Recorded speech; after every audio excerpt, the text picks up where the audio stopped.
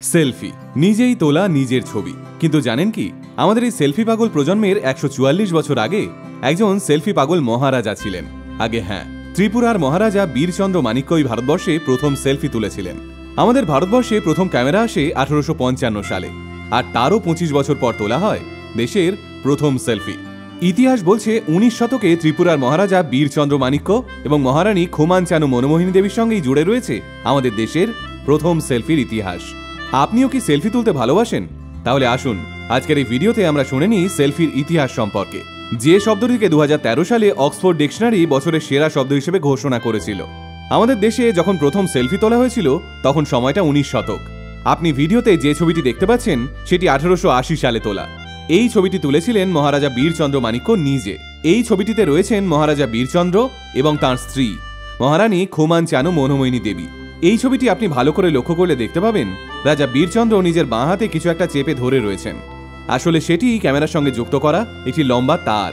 তারের একটা দিক লাগানো রয়েছে শাটারে, আর তারের অপর দিকটা একটি লাঠিতে লাগিয়ে লিভারের মতো নিজের হাতে ধরে রেখেছেন মহারাজা। এবার ওই হাতে ধরা লিভারটি টানলেই উঠে যাবে ছবি, খানিকটা সেলফি স্টিকের মতো।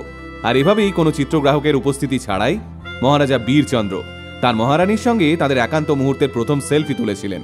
শুনলে অবাক হবেন, মহারাজা যে সময়ে এই ছবি তুলেছিলেন সেই সময় ভারতবর্ষের বুকে ক্যামেরার প্রচলন থাকলেও তা অত্যন্ত বিলাসবহুল এবং দামি একটি বিষয় ছিল।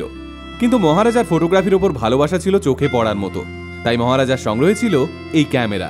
আসলে মহারাজা বীরচন্দ্র তার মহারানীর সঙ্গে সেলফি তুলতে খুবই ভালোবাসতেন। মহারানীর সঙ্গে কাটানো জীবনের প্রতিটা সুন্দর মুহূর্তকে তিনি ফ্রেমবন্দি করে রাখতে চাইতেন। তাই তার নিজের বাড়িতেই ছিল একটা বড় স্টুডিও। এমনকি সেই সময় তার আগরতলার প্রাসাদেও একটি ক্যামেরা ক্লাব ছিল, যে ক্লাবে মহারাজা তোলা সমস্ত ছবির প্রদর্শনী হতো।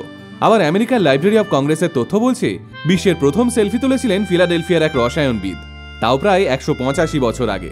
তার নাম ছিল রবার্ট কর্নেলিয়াস। তিনি তার 30 বছর বয়সে বিশ্বের প্রথম সেলফিটি তুলেছিলেন, তাও নিজের অজান্তেই। আসলে সেলফি মানে এক ক্লিকেই বাজিমাত।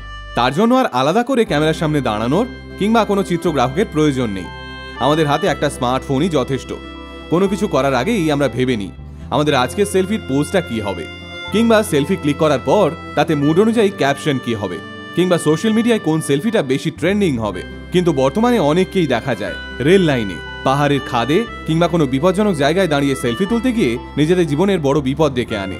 তাই একটা সামান্য সেলফি তুলতে গিয়ে নিজের প্রাণের ঝুঁকি কখনোই নিয়ে ফেলবেন না। সকলে ভালো থাকুন, সুস্থ থাকুন, আর ভালো ভালো সেলফি তুলতে থাকুন। আর হ্যাঁ, আজ আমাদের কমেন্ট বক্সে এসে আপনার তোলা যে কোনো একটি সেলফি পোস্ট করে যেতে একদম ভুলবেন না।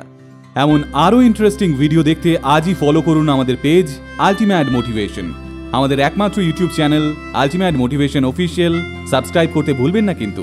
আল্টিমেট মোটিভেশন, বাংলায় মোটিভেশন, বাঙালির মোটিভেশন।